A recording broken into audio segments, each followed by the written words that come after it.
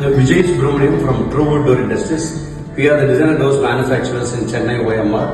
We are the customized doors manufacturers for based on the customer requirement. So in the particular door,